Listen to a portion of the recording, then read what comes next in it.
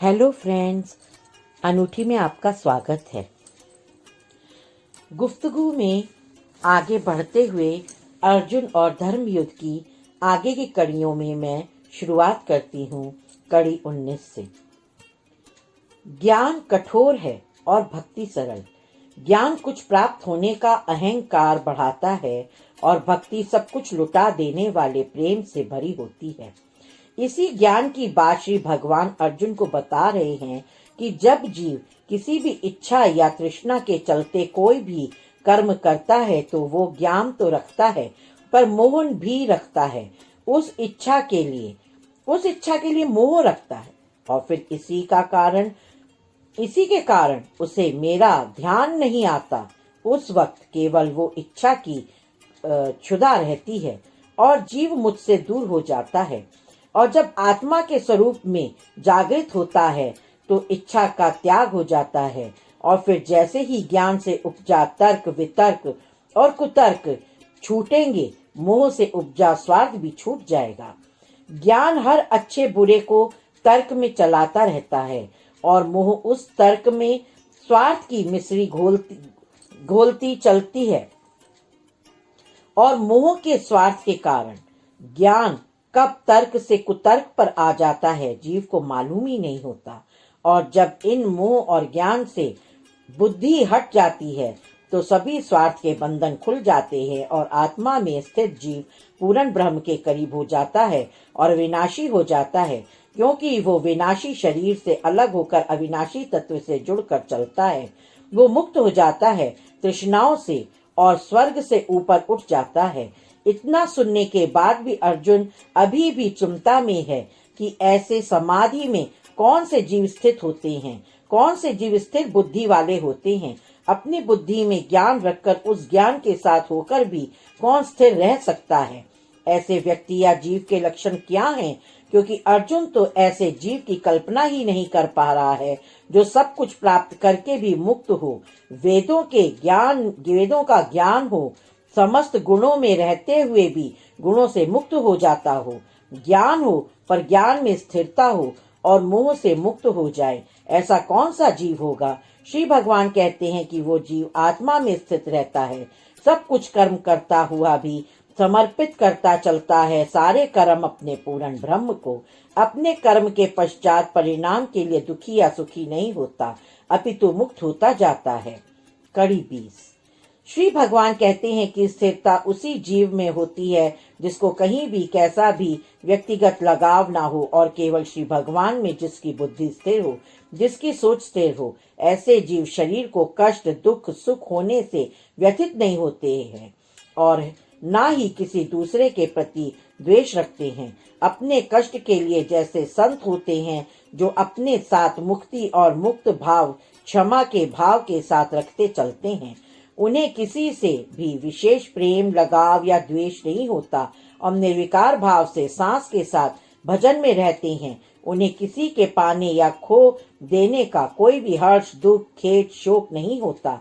मछली और सागर में रहने वाले कच्छप अपनी बुद्धि में स्थिर रहकर धीरे धीरे अपने एक समय में एक कर्म में स्थिर रहते हैं। बस उसी प्रकार जब जीव संसार के भोग रोग से मुक्त हो जाता है, उसको संसार के भोग की तो तृष्णा नहीं रहती, पर वो एक श्री भगवान के प्रेम और दर्शन और उनसे मिलने की तृष्णा से मुक्त नहीं हो पाता है। पर दोनों में बहुत फर्क है। संसारी जीव भोग की तृष्णा में भूखा रहता है और राग द्वेष के कारण स्थिर नहीं रह पाता है। दूसरी ओर संसार से मुक्त जीव स्थिर और निश्चित बुद्धि के साथ राग द्वेष से मुक्त होकर हरि मिलन की निश्चित बुद्धि और स्थिर प्रज्ञा से त्रसित रहता है। कड़ी 21।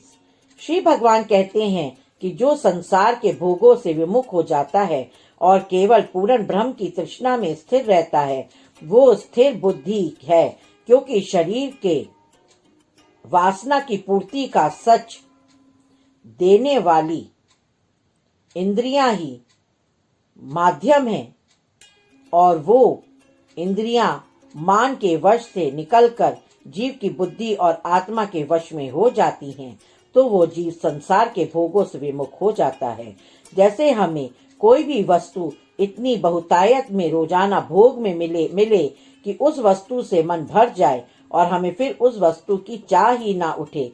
उसी प्रकार जब जीव की आत्मा इस शरीर के भोगों को चाहने से और चाहने के बाद उससे विमुख हो जाए और मन को भोग वासना की चाह ही ना रहे और इंद्रियों को शरीर के भोग की भूख ही ना रहे, ऐसे ही मन और इंद्रियों को वश में करना है अपनी बुद्धि और आत्मा के।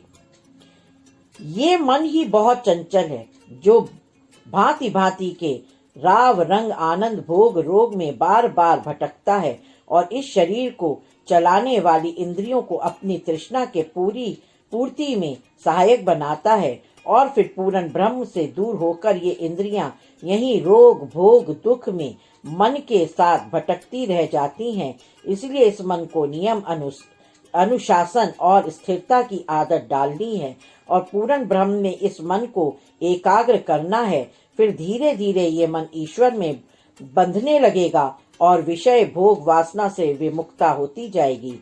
जब मन नियंत्रित हो जाएगा तो मन से सर्जित होने वाली इंद्रियां भी नियंत्रित हो जाएंगी और जिनका मन इंद्रियां वश में होकर स्थिर निश्चित होते हैं वो जीव स्थिर निश्चित प्रज्ञा वाले होते हैं। जैसे गोपी यानी गो का मतलब इंद्रियां और पी का मतलब पीना, यानी जिन्होंने अपनी इंद्रियों को पीकर आत्मसात कर लिया है उन गोपियों का चित्त केवल श्री भगवान में लीन रहता है और स्थिर प्रज्ञा वाली गोपियां श्री कृष्णा के अधीन हो जाती हैं। इस संसार के विषय वासना से विमुख होकर श्री कृष्ण की ही इच्छा करती हैं और उन्हीं के प्रेम के आनंद का रस उनकी आत्मा करती है।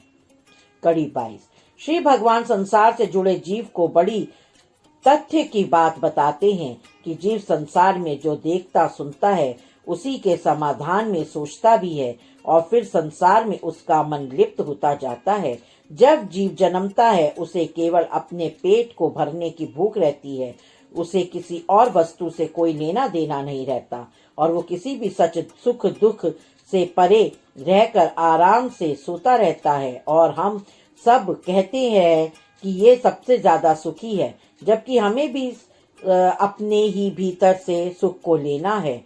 जब हम संसार में अपने सगे संबंधी दोस्त और उन जीवों से जुड़ते जाते हैं जिनसे हम प्रेम करते हैं तो साथ में कामनाएं उत्पन्न होने लगती हैं कि उनसे भी हमें सब प्रेम संग साथ आनंद मिले। और जब कहीं कोई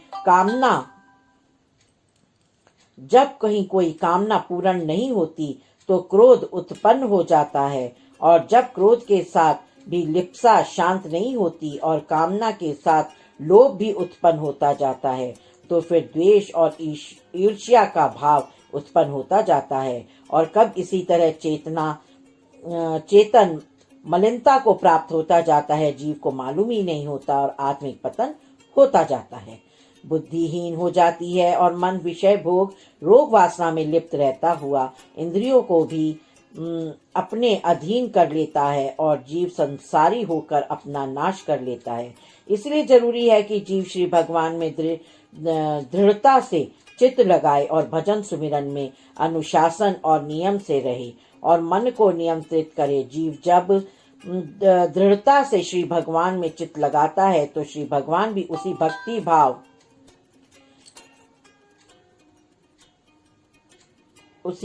भाव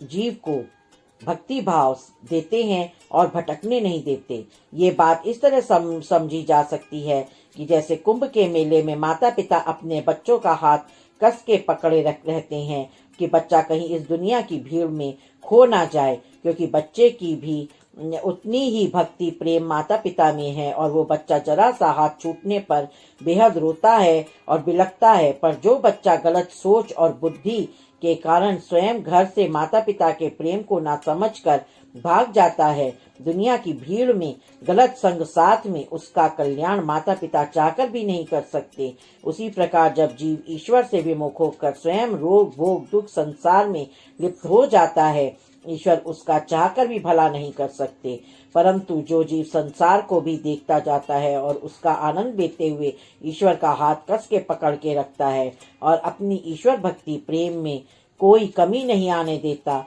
उसका हाथ ईश्वर से कभी नहीं छूट पाता, और यदि छूटने भी लगे तो ईश्वर स्वयं उसको पकड़ लेते हैं और संभाल लेते हैं। आज की कड़ियाँ यही समाप्त करती हूँ। मैं आशा करती हूँ आपको आनंद आया होगा। फ्रेंड्स, आप स्पीकिंग ट्री पर मेरा ब्लॉग है विचार मंथन छवि मेहरोत्रा के नाम से, आप उसमें इन कड़ियों को पढ़ सकते हैं और देख सकते हैं, और बाकी कुछ भी जो आप देखना चाहें विचार मंथन में आपको काफ़ी कुछ पढ़ने को मिलेगा। मैं आशा करती हूँ आप आनंद उठा रहे होंगे। राधा स्वामी, जय श्री कृष्णा। आगे की भाग में मैं आगे की कड़ियाँ प्रस्तुत करती रहूंगी। आप सुनते रहिए, आनंद लेते रहिए। राधा स्वामी, जय श्री कृष्ण।